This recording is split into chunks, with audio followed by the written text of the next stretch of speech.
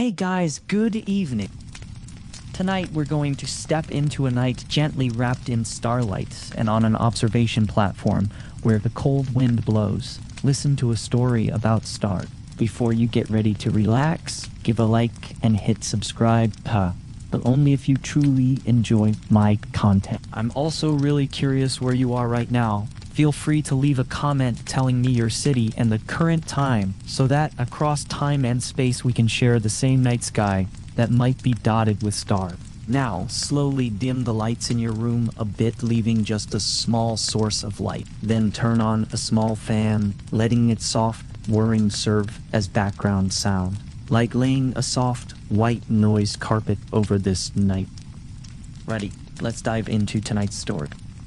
The sun dips low, smearing the sky with the color of overripe persimmons. You sit cross-legged on the observation platform, toes brushing against the warm stone. A young priest squats beside you, grinding cinnabar on a slate. The powder puffs up like red smoke, sticking to the fine hairs on his arm. See that cluster yonder? They tilts his head toward the west, where 3 stars hang in a neat line. Sala, we call them the 3 weavers. Every evening, they take their positions, just like the women in the village, setting up their looms at dusk. Tiyu follow his gaze, and indeed the stars seem to lean slightly toward one another as if passing a shuttle between them. A breeze carries the scent of roasting maize from the village square. Your stomach rumbles and the young priest chuckles, tucking a clay jar of cinnabar into his sack.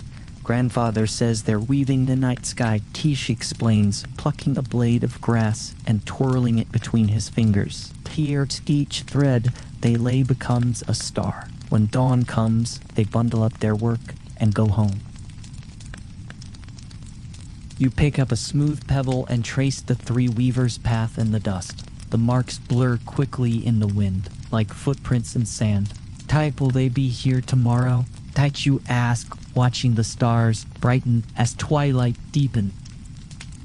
The priest nods, tapping your sketch with the grass blade to your staff. They're more reliable than the village crier. Even when the rain clouds come, I know they're there, weaving behind the curtain. Here he stands, brushing off his tunic, and offers a hand up. Tio, come. The elders are lighting the evening fire. As you walk down, the 3 weavers glide higher, their light steady against the darkening canvas. You think of the village women who rise before dawn, their looms clacking like secret codes. Somewhere in the distance, a dog barks and a child laughs. The world feels stitched together by these small, constant things. Hua, stars and laughter, looms and evening fires. Hua, each thread as vital as the last. By the time you reach the fire, the priest's grandfather is telling stories to a circle of children. He points to the 3 weavers, his voice rumbling like distant thunder.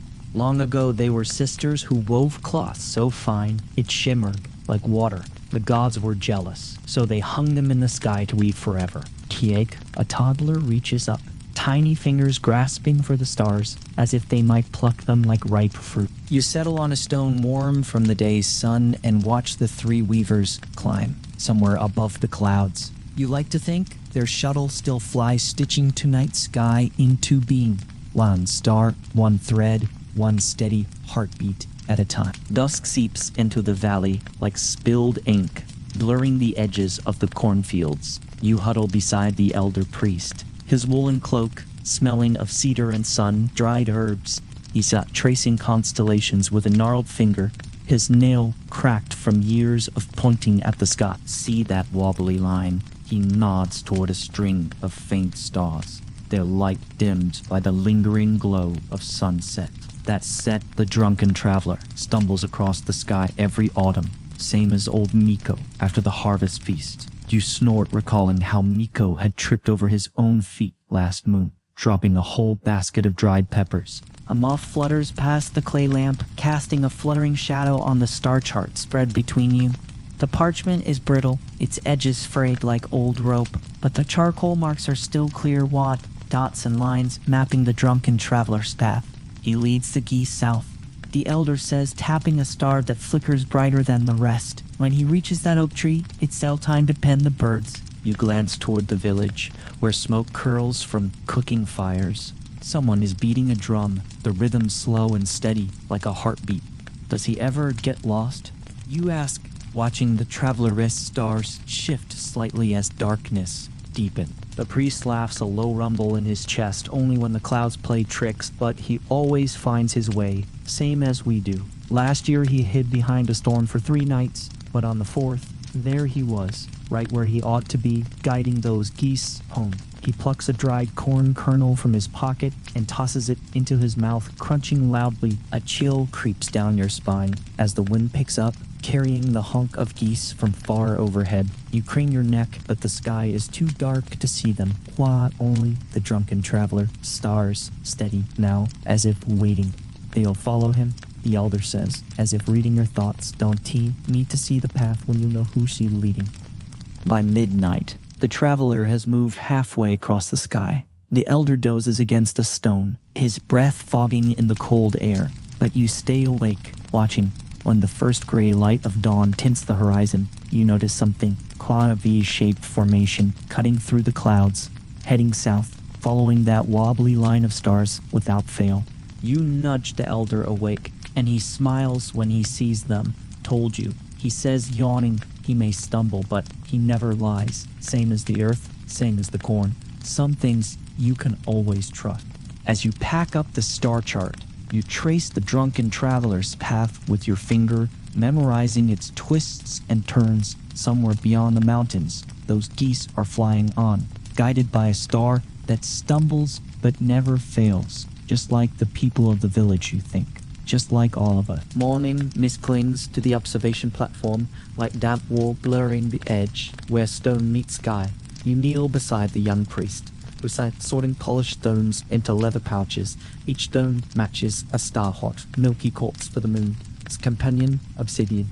City to the dusk eater, carnelian for the one they call Mother Sentir. Watch how she moves. He says, tipping a carnelian into your palm. The stone holds the night, chill, even as the sun burns off the fog. He points to a star lingering near the horizon, its light softening as dawn brightens mother. Its tear follows the moon everywhere, like a child chasing its mother's shadow. You close your fingers around the stone, feeling its weight in the village square. Women are grinding, Mayan, their voices rising and falling like wind chimes. You think of your own mother, how she hum while weaving, how you trail after her through the cornfields, picking up the kernels she dropped. Old tales say she was a real woman. Once the priest says, tucking an obsidian into his sash, wept so much for her lost child the gods took pity, lifting her to the sky, so she'd always have the moon to watch over. He nods toward your hand. That stone found in the stream, where she said to have cried, see how it catches the light. You hold the carnelian up, and sure enough, it glows red as blood in the sunrise. The mother's tear star fades further, nearly swallowed by the sky, sat pale blue. Will she come back tonight? You ask, tucking the stone into your pocket. He grins, showing a chipped tooth before the moon rises, saying, as your mother comes to tuck you in. She sent the most faithful of all. Never misses a night, even when the rain pours. He stands, brushing dew from his tunic, and offers a hand. Come, the midwives are gathering herbs. They say Mother Sentir helps with childbirth. Down in the village, the midwives spread their bundles on a flat stone that mint and chamomile, yarrow, and sage. One old woman looks up, spotting the fading star, and nods approvingly. She's then taken her rest. She says, crushing mint leaves between her palms, worked all night watching over the newborn, same as we do. You take out the carnelian, rolling it between your fingers. A baby cries somewhere, thin and high-pitched, then quiets as a mother's voice hums a lullaby. The stone warms in your hand as if absorbing the sound.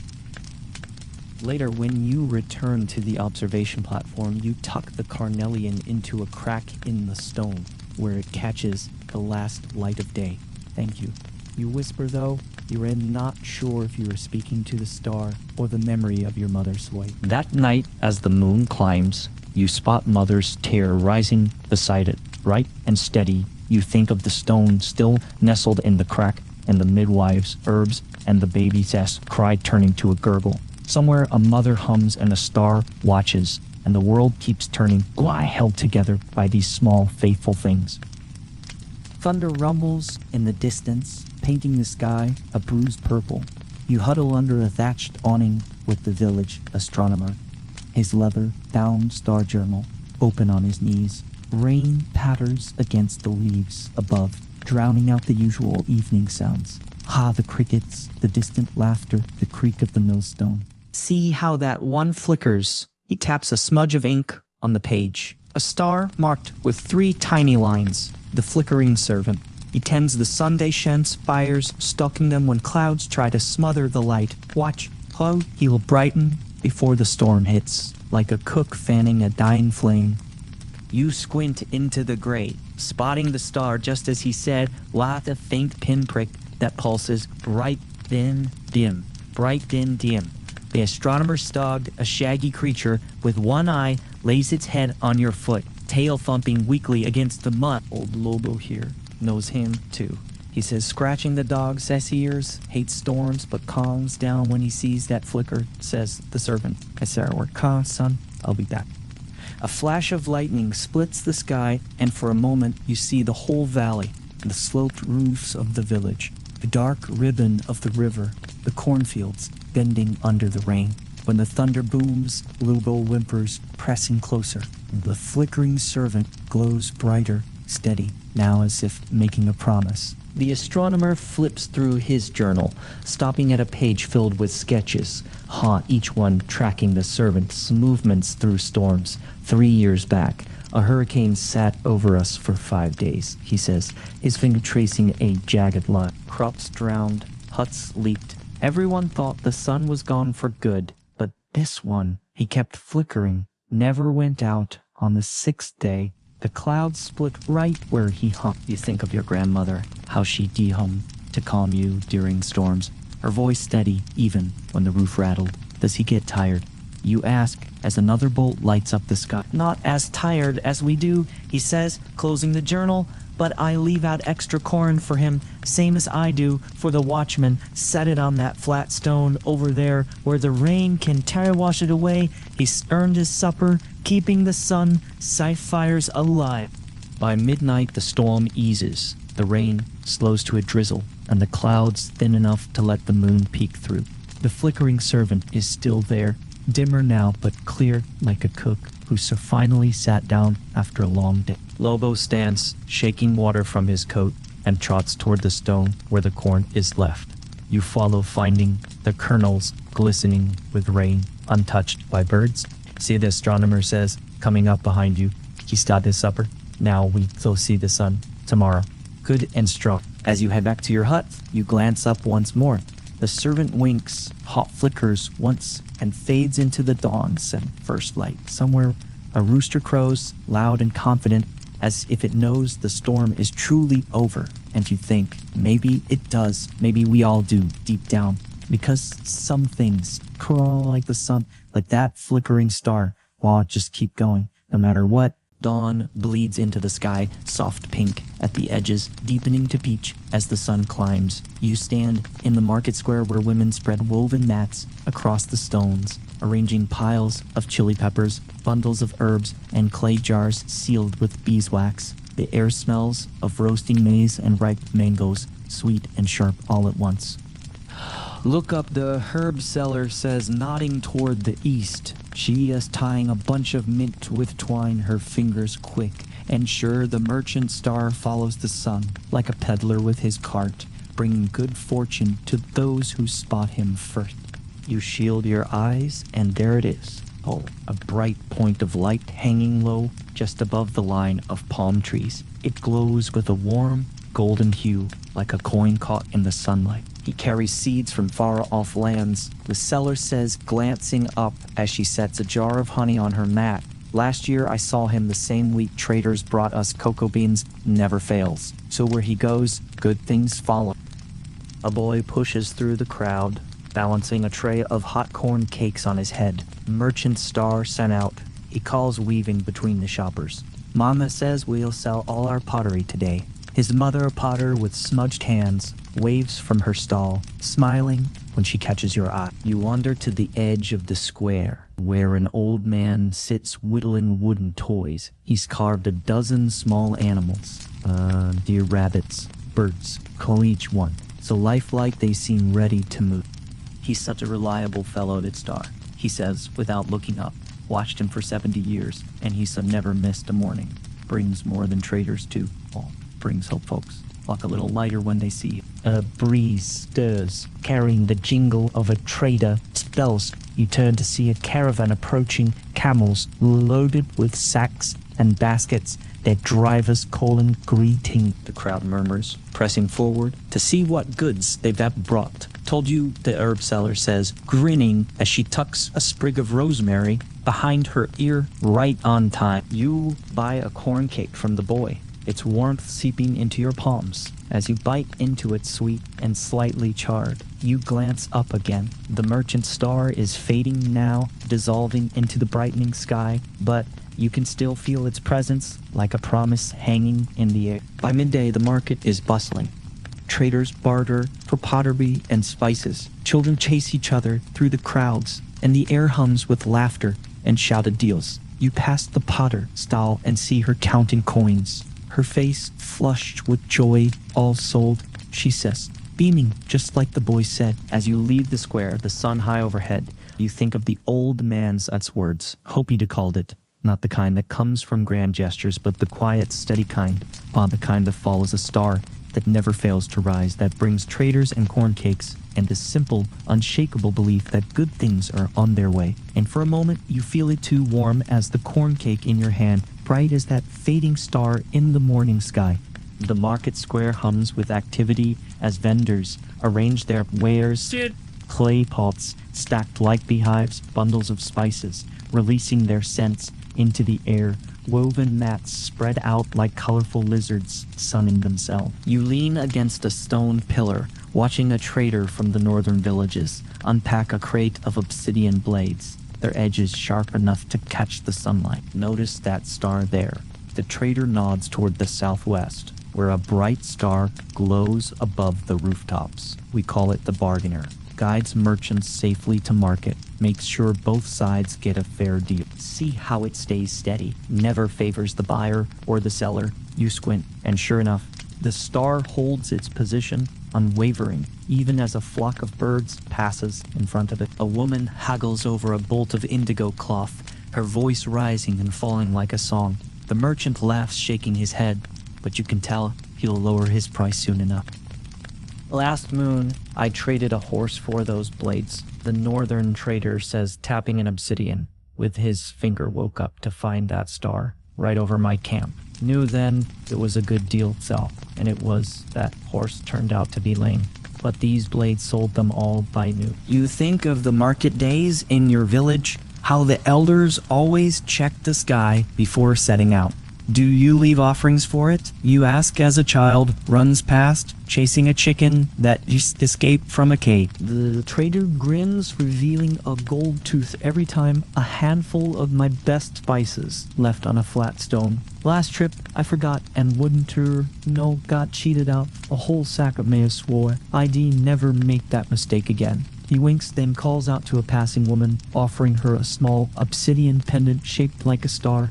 As the day wears on, the bargainer climbs higher in the sky, its light warming like the afternoon sun. You watch as deals are struck. Cloth for pottery, spices for tools, stories for a drink of water. No one argues for long. There's a sense of fairness in the air, as if an unseen judge is watching over the proceedings. A group of musicians sets up near the fountain, their drums and flutes filling the square with music. The trader joins in a dance with an old woman, their feet tapping out a rhythm that matches the clatter of coins changing hands. You find yourself tapping your foot too, caught up in the energy of the day. By evening, the market begins to wind down. Vendors pack their remaining goods, counting their profits with satisfied smiles. The northern trader slings his empty crate over his shoulder, nodding toward the bargainer, which now glows softly in the darkening sky. See you next moon, he says, and heads toward the road leading out of the village. You stay a while longer, watching the last of the merchants leave. The square grows quiet, except for the fountain, its gentle gurgle and the distant bark of a dog. Looking up, you see the bargainer still there, keeping watch over the empty stalls, as if already preparing for the next market day. As you walk home, you pass the stone where the trader left his offering. Quite a small pile of spices, their aroma still strong. You smile knowing that wherever the bargainer is, its son done its job well today. And tomorrow, when the villagers tell stories of the good deals they made, they'll glance up at the sky and give thanks to the star that watches over traders and travelers alike. The forest hums with evening activity, quail crickets tuning up their chorus, owls hooting in the distance, leaves rustling as small creatures scurry to their nests. You walk beside the village hunter, his bow slung over his shoulder, a pouch of dried meat bouncing against his hip. Sunlight filters through the canopy, dappling the path with gold. Keep your eyes on that star, he says, nodding upward through the branches. The tracker guides us to game when pickings are slim. See how it peeks through the trees, like a scout signaling where the deer are hiding. You crane your neck, spotting a faint star twinkling between two oak branches, its light steady as a heartbeat. The hunter pauses, pointing to a set of tracks in the mud, while small cloven hooves leading deeper into the woods. Fresh, he says, crouching to examine them. Deer passed through here not an hour ago, and look, while he nods toward the sky, where the tracker has shifted slightly, now directly above the trail. He showing us the way. You think of the lean months last winter when snow covered the ground and game was scarce. The hunters had followed the tracker for days, and each time they returned with enough meat to feed the village. Does he ever lead you astray? You ask, stepping over a fallen log. The hunter laughs, a low rumble in his chest. Only when weary greedy tried to take more than we needed once, and he vanished behind a cloud. Saturday there for hours, shivering, until I swore we do share with the elders. Then poof, while he was back, brighter than before. He grins, tapping his bow star-stone tap. Like greed, good lesson. That. A sudden movement catches your eye. Say a flash of brown among the trees. The hunter raises his hand, signaling you to stop there. In a clearing stands a young deer, its coat dappled like the forest floor, chewing on a clump of grass. The tracker glows directly above it, as if placing a spotlight on the creature. The hunter knocks an arrow, his movements slow and deliberate, as if performing a ritual. Thank you, he murmurs, not to you, but to the star. Then he draws back the bowstring and releases. The arrow flies true, and the deer falls without a sound. As the hunter sets to work dressing the meat, you sit on a fallen tree, watching the tracker. It seems to dim slightly, as if satisfied with its work. He'll stay with us until we reach home, the hunter says, wiping his hands on a cloth. Make sure we don't get lost, even after dark. By the time you head back to the village, the sun has dipped below the horizon, and the forest is wrapped in twilight. The tracker guides you, its light growing brighter as darkness falls like a lantern held by an invisible hand. The hunter hums an old song, his voice mixing with the crickets' chorus, and you feel a sense of peace settle over you, knowing that you are being watched over, that the world is full of guides if you know where to look. When you finally reach the village, the women rush out to meet you, their faces lighting up at the sight of the deer. The hunter slings the meat over his shoulder, nodding toward the tracker, now high in the sky. Tell the cook to save a portion for the offering stone. He says he earned his share. As you help carry the meat to the communal fire, you glance up at the tracker. It winks once, then fades a little, as if taking a well-deserved rest. Somewhere in the forest, a wolf howls and the village dogs bark in response. But you feel safe knowing that the tracker is watching, guiding deed, ensuring the balance between taking and giving, core a lesson as old as the stars themselves. The village square glows with the light of a dozen torches, their flames dancing against the night sky. You sit on the edge of the stone altar watching children chase each other around the maypole, their laughter mixing with the strum of a guitar. An old woman sits beside you, her hands busy rolling corn into small cakes, a basket of dried flowers at her feet. Look up there, she says, nodding toward a cluster of stars that form a circle. The dancer comes out to play when we celebrate twirling across the sky like the girls in their new dresses. You follow her gaze, and sure enough, the stars seem to shift and spin as if caught up in the music below. A group of young women forms a circle, their skirts swirling as they dance to the guitar. Say rhythm, one of them catches your eye and waves her smile bright as the moon. My grandmother says the dancer was a maiden once. The old woman says placing a corn cake in your hand, so full of joy that the gods brought her to the sky to dance forever. Now she joins our celebrations, making sure the music never stops. You take a bite of the corn cake, its sweetness mixing with the smoke from the torches. The dancer's stars twinkle brighter, as if responding to the music. Does she ever get lonely? You ask, watching a couple dance slowly in the center of the square. The old woman laughs, her eyes crinkling at the corners. Not with us, down here. See how she brightens when we sing. Last harvest festival, the guitar strings broke and the drums fell silent. But she kept twinkling, and before long a boy started humming, and then another, until the whole village was singing. She knows how to keep the joy alive. A young man steps forward, playing a flute made from bamboo, its melody high and clear. The dancer seems to pulse in time with the music, as if keeping the beat. The children form a line, skipping around the maypole, their voices rising in a song about the star. As the night wears on, the torches burn lower, their flames flickering like fireflies. The old woman packs up her remaining corn cakes, but not before placing one on the stone altar near a bunch of dried marigolds for the dancer. She says, so she knows we were grateful for her company. You watch as the first hint of dawn tints the eastern sky. The dancer's stars fade slightly, but they don't vanish completely, as if reluctant to leave the celebration. The last of the villagers head home, their steps slow but happy, humming the songs from the festival. As you walk back to your hut, you glance up at the dancer. She's still there, a faint circle of stars against the lightening sky.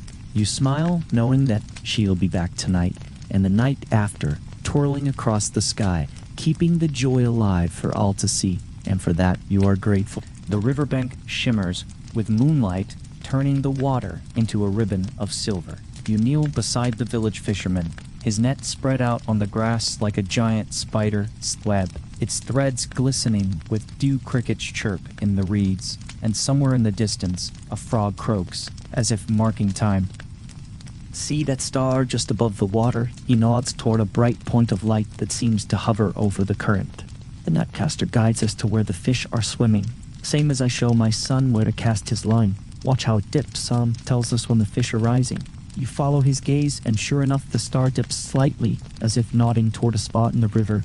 The fisherman stands, slinging the net over his shoulder. Last week, I was out here from dusk till dawn and caught nothing, he says, wading into the shallow water. Then this one appeared right over there. He points to a bend in the river where the current swirls. Gently cast my net once and pulled up enough fish to feed the whole village. You think of the stories your grandfather used to tell about how the stars were once fishermen too, until the gods lifted them to the sky to help those below. Do you think he gets hungry? You ask as the fisherman tosses his net into the water where it spreads out like a dark flower. He laughs, hauling the net back in. This time empty, but he doesn't seem to mind hungrier than we do. I reckon that's why I leave a fish on the flat rock over there after a good catch last month. I forgot. And the next night, not a single fish coincidence. I think not he winks, casting the net again. The moon dips behind a cloud, and for a moment, the river is wrapped in darkness. But the netcaster stays bright, a steady beacon in the sky, guiding the fisherman, sag hands as he casts his net again and again. When the moon emerges, you see the net is full this time, silver fish wriggling inside like living stars. See, the fisherman says, grinning as he empties the net into his basket. He says, a good friend. That one takes care of those who take care of him. He selects a small fish, its scales shining like mother of pearl, and places it on the flat rock. As promised, there you go. Old friend, enjoy. As the night wears on, the basket fills with fish, their silvery bodies glinting in the moonlight. The netcaster climbs higher in the sky, as if keeping watch over its work, ensuring the fisherman has enough to take home. When the first hint of dawn colors the horizon, the fisherman packs up his things, his basket heavy with the night's catch. Time to head back, he says, slinging the basket over his shoulder. The village will be waking up soon, and they will be hungry. You follow him along the riverbank, the sound of water lapping at the shore like a lullaby. Looking back, you see the netcaster still shining bright, a faithful friend in the sky, ready to guide another fisherman. Through the night, you think of the fish on the rock and the basket full of silver, and the way the stars and the earth work together, each taking care of the other. It's a good feeling, knowing that even in the darkness there's guidance, height and friendship. Quote, in the most unexpected places, the blacksmith's sear forge glows like a small sun, casting orange light onto the surrounding stones. You stand in the doorway, watching him hammer a red-hot piece of iron, sparks flying like tiny stars and landing on the dirt floor. His apron is singed, and sweat drips from his brow onto the anvil, where it hisses and turns to steam. Look at that star up there, he says, not taking his eyes off the iron, which is starting to take the shape of a plowshare. The smith works all night, same as me shaping things in the sky. See how bright he burns that side. His forge, fire, hot enough to melt metal. You follow his gaze to a star that glows with a warm orange light, unlike the cool white of the other. He dips the iron into a bucket of water, and it hisses loudly, sending up a cloud of steam. Last winter, my forge broke down, he says, wiping his brow with a rag. Couldn't he fix it for days? And the village needed tools for the spring planting. When I saw him brighter than ever, Saturday down, studied the problem, and before dawn, I had it working again. It's got a way of showing you what you were missing. You think of the tools in the village. The plows, the axes, the knives, all shaped by the blacksmith, Hans, just as the stars are shaped by some unseen force in the sky. Do you make things for him? You ask, as he begins hammering again, the rhythm steady like a heartbeat. He grins, showing a gap between his front teeth. Every year, on the longest night, I make a small iron star and hang it on that oak tree out back. Never know when I might need his help again. Last time, I made one shaped like a hammer, and wouldn't the harvest tool stayed sharp all season. He sets the plowshare aside and reaches for another piece of iron. The forge fire crackles, and the smith glows brighter as if responding to the activity below. Apprentice brings in an armful of wood, stacking it beside the forge, and the blacksmith nods his thanks. He likes it when we re busy. He says keeps him company while he works. By midnight, the plowshare is finished, its edges sharp and smooth. The blacksmith holds it up to the light, examining his work with a satisfied nod. Good enough, he says, setting it aside. The farmer will be pleased. He stokes the fire, adding more wood, and the flames leap up, casting shadows on the walls. You step outside for a moment, the cool night air a relief after the heat of the forge. The smith is still there, burning bright in the sky, a constant presence in the darkness. You think of the iron star hanging on the oak tree, and the tools in the village, and the way the blacksmith's hands shape metal, just as the stars shape the sky. As you head back to your hut, you hear the blacksmith singing to himself, a low rumbling song about stars and fire and the work of hands.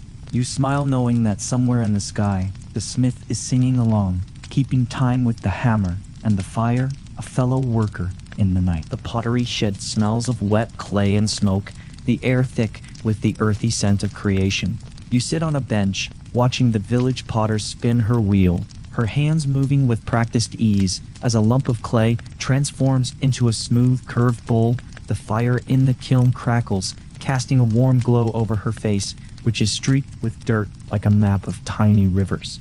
Look at that cluster there, she says, nodding toward the window, where a group of stars huddles close together, their light soft as candlelight. The potter's circle. They were the ones who taught our ancestors to shape clay. See how they rearranged like a bowl turned upside down, holding the moon. You peer through the window and sure enough, the stars form a perfect arc as if cradling the moon in their embrace. She dips her fingers in a bowl of water, smoothing the rim of the clay bowl. Last spring, I couldn't get the glaze right, she says, her voice calm as the wheel. Salt pots came out cracked or discolored, and the village needed bowls for the harvest. Then I noticed them brighter than usual. Saturday here all night, watching their shape, and by dawn, I figured it out. Used less ash, more river clay. Just like they were trying to show me. You think of the pottery in the village shop. Jugs for water, bowls for maize, jars for storing honey. Like each one, a little piece of the earth shaped by human hands.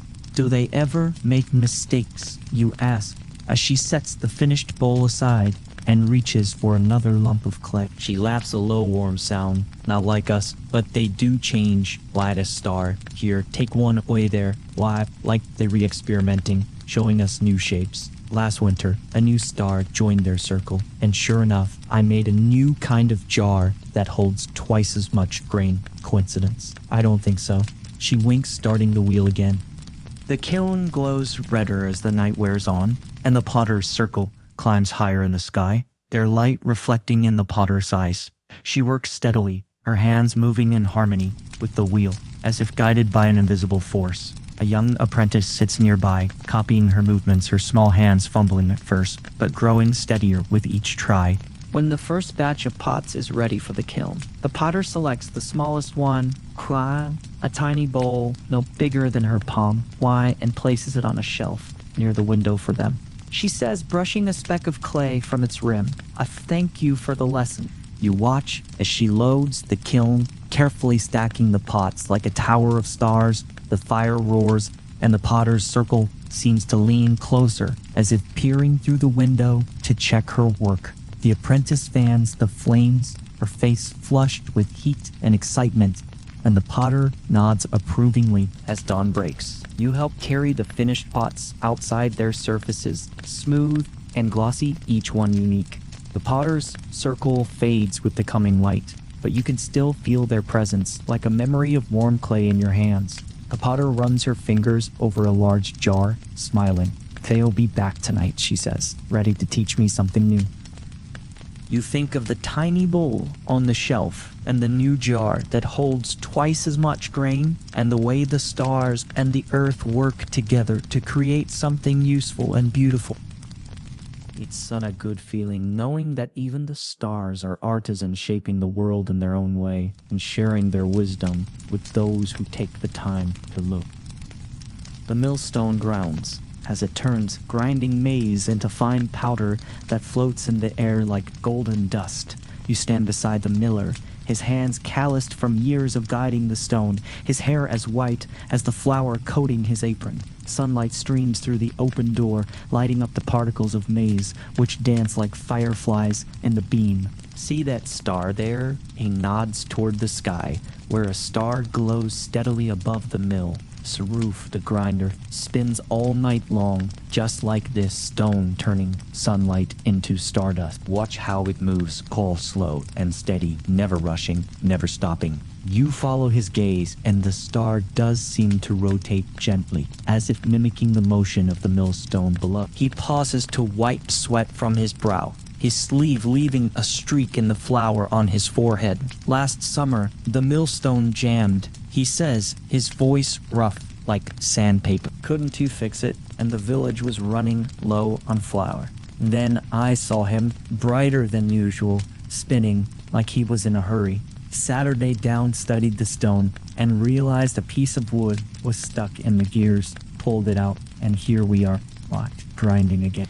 You think of the loaves of bread in the village ovens, the bowls of porridge on morning tables, the corn cakes at festivals, all made possible by the millstone and the hands that guide it, just as the stars are made, bright by the grinder, silent seam work. Does he ever rest? You ask as the millstone continues to turn, its rhythm as steady as a heartbeat. The miller laughs, a dry wheezing sound, Not that I've seen even during storms, when the wind howls and the rain pours. He's sent up there spinning away. I leave a handful of the finest maize flour on that windowsill every night. Figured if he's sent working that hard, he deserves a taste of the results. He nods toward the windowsill, where a small pile of flour sits untouched by insects. A child runs into the mill, holding a clay bowl. "Mama needs more flour," she says, her voice high and urgent. The miller smiles, scooping a handful of powder into her bowl. "Tell her it's fresh," he says, "straight from the grinder's some whirring." As the day wears on, the mill fills with the scent of baking maize, carried on the wind from the village ovens. The grinder climbs higher in the sky, his light warming like the afternoon sun, as if pleased with the day's sign. Work. The miller stops for a moment, leaning on his staff, and watches the star, a look of gratitude on his face. When the sun dips below the horizon, the miller covers the millstone with a cloth, but leaves the door open. He likes to see the stone at rest, he says, as you help him clean up. Reminds him we're grateful for his labor. You step outside as darkness falls. The mill, as wooden walls creaking in the evening breeze. The grinder is still there, spinning gently in the sky, a faithful worker through the night. You think of the flour on the windowsill, the bowls of porridge, the loaves of bread, and the way the stars and the earth work together to feed the people. It sends a comforting thought, knowing that even in the dark, there is work being done on quiet, steady work that keeps the world turning. The village healer's son is filled with the scent of drying herbs. Sage and rosemary, chamomile and yarrow want their aromas mixing like a whispered prayer. You sit on a stool, watching her crush leaves in a stone mortar, her movements slow and deliberate, as if each grind holds a secret. A clay lamp flickers on the table, casting shadows that dance across the walls, where bundles of herbs hang like green tapestries. "Look at that star through the smoke hole," she says, nodding toward the opening in the roof, where a star glows with a soft greenish light. The healer's sky shines brightest when someone out there pointing to the herbs that will make them well. See how it pulses. That is the rhythm of healing, in time with the heart. You peer upward, and the star does seem to throb gently, as if breathing in time with the world below. She pours the crushed herbs into a small cloth bag, tying it with a string of red thread. "Last winter, little Tala came down with a fever," she says, her voice soft as malt. Wouldn't he drink? Her mother was beside herself. Then I saw this one brighter than I'd ever seen it, right above the yarrow patch. Picked some, made a tea, and by morning her fever was gone. You think of the sick in the village. The elders with aching joints, the children with coughs, the travelers worn thin by the road, and how the healer's herbs always seem to know just what to do. "Does it ever lead you wrong?" you ask as she crushes another handful of leaves, their scent filling the hut. She smiles, a small sad smile. "Not often, but when it does, I know it's because the illness is meant to teach us something. Last spring, a fever swept through the village, and no matter what herbs I used, people stayed sick. The healer skied, dimmed for days, as if in mourning. But when it brightened again, we learned to rest, to care for one another, to slow down sometimes. Healing isn't about the herbs, how it's about the lesson." A young man appears at the door, his face flushed, his cough loud and ragged. The healer looks up, then toward the smoke hole, where the healer's side guide has brightened. "Sit," she says, motioning to a stool. "I think I know just what you need." She reaches for a bundle of mint, its leaves bright and fragrant, and begins to crush them. As the night wears on, the hut fills with the steam of herbal teas, their warmth seeping into bones and souls. The healer's guide watches from above, its light steady as a promise, guiding the healer's hands as she mixes remedies and whispers prayers. A mother brings in her crying baby, and within minutes, the child is calm, sucking on a pacifier dipped in chamomile tea. Before you leave, the healer takes a small bundle of herbs and places it on the windowsill, where the starlight can touch it. For the guide, she says, so it knows its work is appreciated. You step outside the cool night air, carrying the scent of herbs from the hut. The healer's guide still glows, a beacon in the darkness, watching over the village as it sleeps. You think of the herbs on the windowsill, the tea in the sick boy's cup, the baby says, contented sigh, and the way the stars and the earth work together to mend what is broken. It's a humbling thought, knowing that healing is everywhere, wrought in the stars, in the herbs, in the hands of those who care, rock, and that sometimes all we need to do is look up and listen. The village schoolhouse is lit by a single oil lamp, its light pooling on the wooden table where the teacher spreads out a map made of animal skin. You sit on a bench, legs swinging, as children trace constellations with their fingers, their voices mixing like a chorus of birds. The teacher, a woman with a streak of white in her dark hair, taps a star with a bone pointer, her nails painted with indigo dye.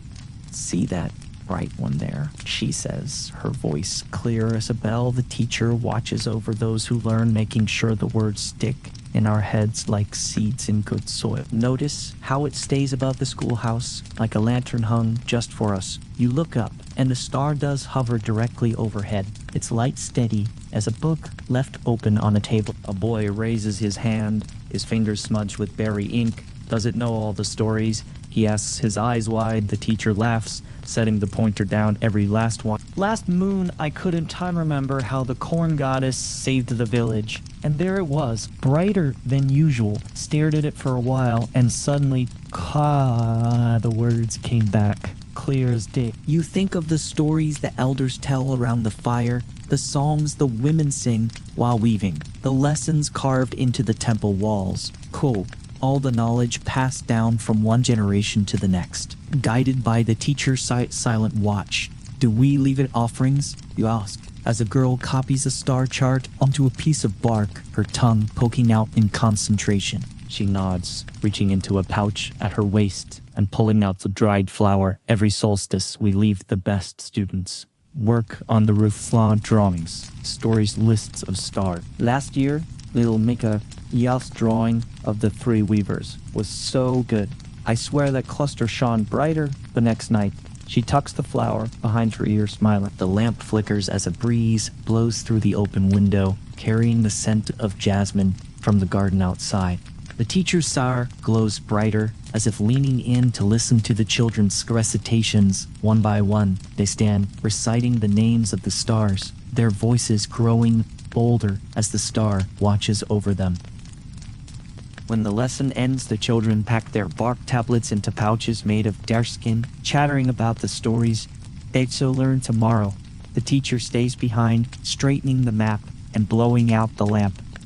"Can't be here tonight," she says, glancing up at the window, watching over the dreams of the children, making sure the lessons sink in. You walk home under the stars, the teacher still glowing above the schoolhouse, a faithful guardian of knowledge. You think of Miasesh drawing the dried flower behind the teacher. As here, the way the children's sub-voices rose as they named the stars Baha, and you feel a sense of connection, as if the star is not just watching over the schoolhouse, but over all of you, ensuring that the stories and the lessons and the names of the stars are never forgotten. Somewhere in the village, a mother reads to her child by firelight, and a father tells stories of his own school days. The teacher winks once, then fades a little, as if satisfied with its work. Tomorrow, the children will return, their minds ready to learn, guided by a star that knows the value of a good story too could. The village barn echoes with the lowing of cows and the clucking of chickens, their sounds mixing with the rustle of hay. You stand beside the shepherd, his crook propped against a wooden beam as he counts his sheep before closing the pen for the night. His dog, a shaggy collie with one brown eye and one blue, sits at his feet, tail thumping gently against the dirt floor. "Look at that star over the pasture," he says, nodding toward the open barn door. "The shepherd's friend keeps watch over the flock when I am asleep, chasing away wolves, guiding strays back to the fold. See how it moves, follows the sheep as they graze, same as Ola's here." You peer outside, and the star does seem to shift position slightly, as if keeping a careful eye on the pasture beyond. He leans against the beam, scratching Lass behind the ears. "Last spring, a storm blew in while the sheep were grazing," he says, his voice rough like burlap, dark as pitch rain coming down in sheep. I thought I'd lost half the flock, but when the clouds cleared, there they were, all huddled under that oak tree, right where the shepherd's sound friend was shining. Never seen anything like it. You think of the sheep in the pasture, their wool soft as clouds, the lambs frolicking in the grass, the way the shepherd knows each one by name, one, just as the shepherd said. Friend seems to know each sheep's place in the flock. Does it ever get tired? You ask as a lamb bleats softly as if missing its mother. The shepherd laughs, a deep rumbling sound. Not a bit, lass, here, it needs her sleep. But that star burns all night, every night. I leave a bowl of fresh milk by the fence post each evening. Froth for luck, mostly. Figured, if it's watching over my sheep, it deserves a little something in return. He nods toward the fence where a clay bulk sits, its surface glistening in the starlight. La stands suddenly, her ears perked up, and trots toward the door. The shepherd follows, and you trail behind. Curious, outside, a young lamb has wandered away from the flock, standing alone by the fence, its legs trembling. The shepherd's servant friend glows directly, as if highlighting the lost creature. The shepherd coos softly, bending down to pick up the lamb, which nuzzles into his arms. See, he says, smiling, never misses a one, even the smallest strays. Lass wags her tail as if proud of the star. Say what?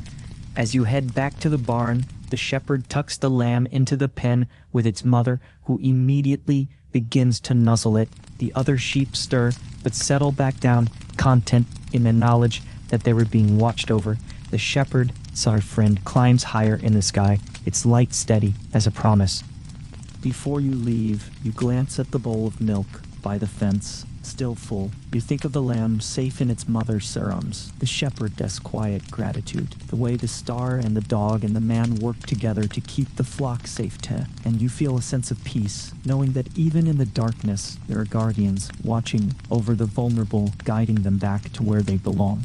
The barn door creaks as the shepherd closes it, but he leaves it slightly ajar so the starlight can stream in. Let him keep an eye on things, he says, as Lass curls up at his feet. Never know when a lamb might get restless, and somewhere in the sky, the shepherd, some friend, shines on, a faithful guardian through the night. The village square is quiet now, most people having returned to their huts for the night. Only the watchman remains, his torch casting long shadows as he patrols the perimeter, his boots crunching on the gravel path. You sit on the steps of the temple, watching him pause to adjust the torch, its flame flaring up to light his weathered face. See that star there, just above the eastern gate, he says, nodding toward the sky as he passes. The sentry stands guard all night, same as me, making sure no harm comes to the village. Notice how it never moves, like a soldier at his post, steady and true. You follow his gaze, and the star does hold its position, a fixed point in the shifting night sky. He leans against the gate, his torch held loosely in one hand. 3 nights ago, a pack of wolves came sniffing around the corn storage. He says, his voice low like a secret, would thorn through the fences if it weren't for him. Shone so bright, it spooked him good, and good ran off, and never came back. He taps the gate with his boot, as if checking its strength. You think of the village asleep in their huts, the children dreaming, the elders snoring, softly craw, all safe because someone is watching, both on the ground and in the sky. Do you talk to it? You ask, as a cricket starts chirping nearby, its song filling the silence. He chuckles a dry sound now, and then tell it about the day. Ask it to keep an eye on the south side. Qua wolves like that stretch of woods. Seems to listen last month. I mentioned a storm was coming, and sure enough, it dimmed right before the rain hit, like it was warning me to batten down the hatches. He takes a sip from a flask at his waist, then offers it to you. The torch burns lower, its light shrinking to a small, steady flame. The sentry glows brighter in response, as if taking over the job of lighting the square. The watchman makes his rounds again, pausing at each corner to scan the darkness, his eyes sharp as a hawk. When he reaches the temple steps, he pulls a small pouch from his pocket and sprinkles a handful of seeds on the ground. For the birds, he says. but also for him, figured even sentries get hungry. You watch as a mouse scurries out from under the steps, snatching a seed before disappearing again. As midnight approaches, the watchman wakes the next guard, a young man with a nervous smile. They exchange a few words, and the young man takes the torch, his steps a little unsteady. At first, the sentry remains a constant presence, as if reassuring the new guard that he's not alone. You stand to leave, stretching your legs after sitting so long. The first guard claps you on the shoulder as he passes, heading home to sleep. He will be here when you wake, he says, nodding toward the sentry, same as always. You glance up at the star, still shining above the eastern gate, a silent protector in the night. You think of the seeds on the ground, the torch passing from hand to hand, the way the village relies on both the living and the celestial to keep its safe flock. And you feel a sense of gratitude, knowing that even in the darkest hours, there are those who stand guard, whether in flesh or in light. The village central fire has burned down to embers, casting a soft orange glow over the surrounding stones. You sit beside the storyteller, an elder with a face lined like a map of the valley, as he rolls a cigarette from dried herbs. His voice is low and gravelly, perfect for spinning tales that make children gasp and adults lean in closer. Look up at that star, he says, pointing to a star that twinkles erratically as if dancing to a secret rhythm. The trickster loves to play jokes on the other stars, making them think he's vanished, then popping back brighter than before. See how he darts like a child hiding behind a tree, waiting to jump out and shout, "Boo!" You follow his gaze, and the star does seem to dart and weave as if avoiding the other stars around it. He lights the cigarette, puffing out a cloud of smoke that drifts toward the sky. Last harvest, he convinced everyone the moon had disappeared, he says, chuckling, covered it up with a cloud, then peeked out just as the priests were about to sacrifice a goat, scared the poor animal so bad it bolted into the cornfield. We laughed for days. Though the priests weren't too pleased. You think of the pranks in the village. Horror, the boys swapping the women, sweeping the girls, hiding the men's at tools. The way laughter echoes through the square on market days. And how even the stars seem to join in the fun does. He ever go too far? You ask as a spark from the fire floats upward, mimicking the trickster's movements. The storyteller nods, tapping ash from his cigarette. Once he led a group of travelers in circles for 3 days, making them think they were close to home. They ran out of water, nearly died, crawling until an old woman prayed to the 3 weavers, who showed them the way. After that, he kept to smaller jokes, like making the roosters crow at midnight. He winks as if sharing a secret with the star. A group of children creeps closer, drawn by the sound of the story. The storyteller grins, patting the ground beside him. Gather round, he says, and I'll tell you how the trickster stole the sun crown. The children gasp, settling in to listen, their eyes wide as they glance up at the erratic star. As the story unfolds, the trickster seems to dance more wildly, as if enjoying the attention. The storyteller voice rises and falls, painting pictures of the sun in a golden crown, of the trickster sneaking up while the sun napped, of the other stars gasping as he raced across the sky with his prize. When the tale ends, the children beg for another, but the storyteller shakes his head. Time for bed, he says. Before the trickster decides to hide your shoes, they groan but trudge off toward their huts, glancing back at the star as if expecting it to follow. You help the storyteller stoke the fire, adding a log that sends sparks flying. He's sad a troublemaker, he says, but we do miss him if he were gone. Life's sad, too serious without a little trickery. Now and then he flicks a stone toward the sky, as if challenging the star, and the trickster twinkles brighter in response. As you head home, you glance up at the trickster, still darting and weaving, a reminder that even the heavens have a sense of humor. You think of the scared goat, the lost travelers, the children's laughter awed, and you smile, knowing that life is made richer by both the serious and the silly, the steady and the erratic, the stars that shine straight, and those that dance. The village bakery smells of yeast and warm bread, the air thick with the sweet scent of honey cakes cooling on wooden racks. You stand beside the baker, a sturdy woman with flour in her hair and a dusting of sugar on her apron as she kneads a large mound of dough, her arms flexing with the effort The stone oven glows red, casting a warm light over the room where loaves of bread rise slowly like small mountains. Look at that star through the window, she says, nodding toward the night sky where a star shines with a golden hue, brighter than the others. The baker Watches over the dough as it rises, making sure the yeast does its work. The bread turns soft and the cakes stay sweet. See how it glows like the embers in the oven, steady and warm. You peer outside and the star does seem to radiate a gentle heat, as if mirroring the oven's warmth. She slaps the dough onto the table, the sound echoing through the bakery. Last week I forgot to add yeast to a batch of bread, she says, laughing. Woke up in the morning to find hard lumps instead of soft loaf. Felt like cried until I saw him, twinkling like he was scolding me. Started over, and this time best bread I've ever made. He's got a way of making up for mistake. You think of the loaves stacked on the shelves, their crusts golden and crisp, the honey cakes dotted with nuts, the way the village gathers here each morning, hands outstretched for the day, first warm bread won, all made possible by the baker's skill and the star. Silent blessing. Do you leave it offerings? You ask as she shapes the dough into loaves, her fingers moving quickly. She nods, reaching for a small honey cake, its surface glistening. Every night, I set one on the windowsill, not too big, pride, just enough to say thank you. Last month, I baked a special cake for the solstice decorated with seeds in the shape of a star. Swear, he shone twice as bright that night.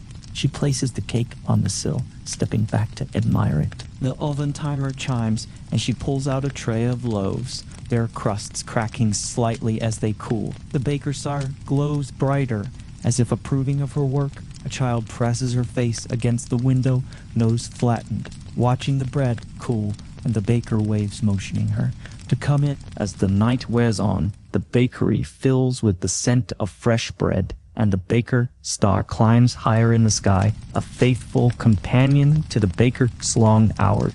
She hums as she works, her voice mixing with the crackle of the oven, and you feel a sense of contentment, as if the world is exactly as it should be, warm, nourishing, and full of simple joy.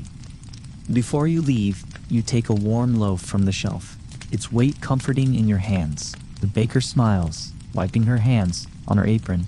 I'll be here tomorrow, she says, nodding toward the star, ready to help me make more. You walk home under the stars, the bread warm against your chest, the baker's star still shining bright. You think of the honey cake on the windowsill, the child, see your face, the way the star and the baker work together to fill the village with warmth, and you feel grateful for the small daily miracles that make life sweet.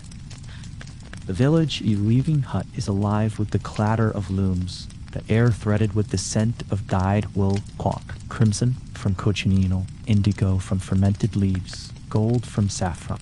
You sit on a bench, watching three women work in harmony, their fingers flying as they weave patterns into cloth, the threads interlacing like conversations. The eldest among them, her hands gnarled, but steady pauses to adjust a shuttle, her eyes crinkling with a smile. Look at that trio of stars, she says, nodding toward the skylight where three stars hang in a straight line, their light soft as spun silk. The three weavers. They taught our great-grandmothers to twist thread, to turn chaos into pattern.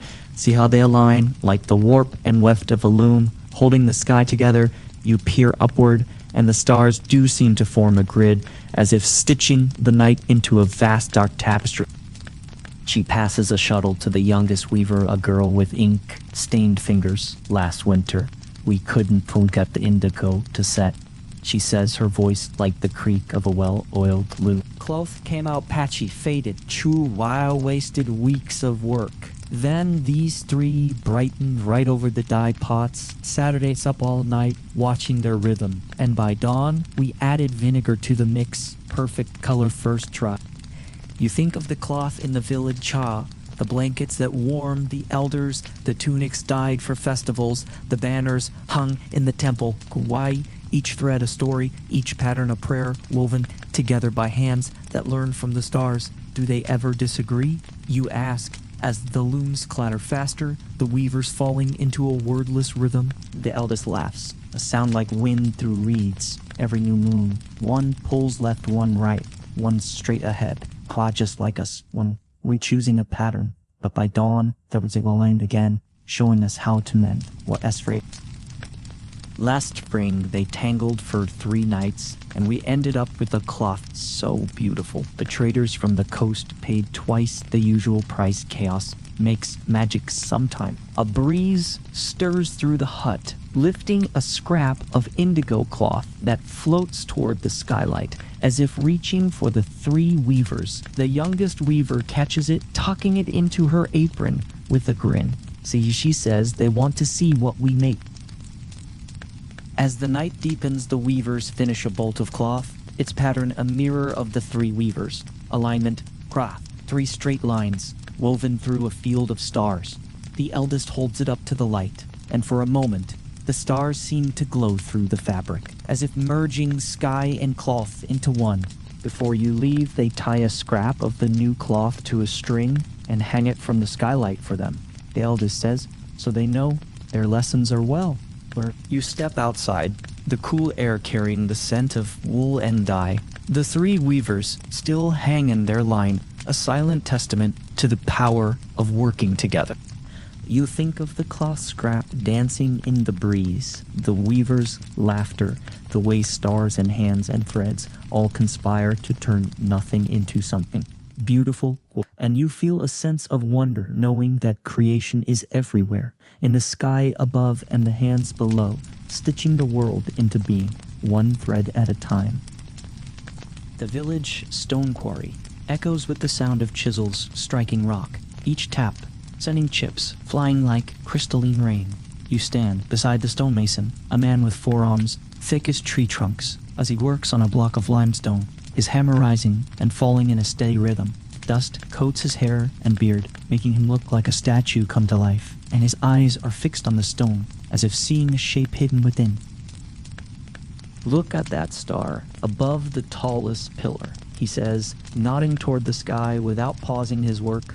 The sculptor chips away at the night, same as I do with this stone, turning nothing into something. See how it glows, like the spark when chisel meets rock, bright and sharp. You follow his gaze, and the star does seem to pulse with a crystalline light, as if mimicking the stonemason's movement. He sets down his hammer, wiping sweat from his brow with a dust-streaked arm. Last month I was stuck on the temple's new altar, he says, his voice rough from dust. Couldn't he get the curve right? Either too steep or too shallow. Then I saw him burning brighter than usual, right above the stone. Stared at him for an hour, watching how he hung in the sky, and suddenly I knew, chiseled it in one try, perfect as if the gods themselves held my hand.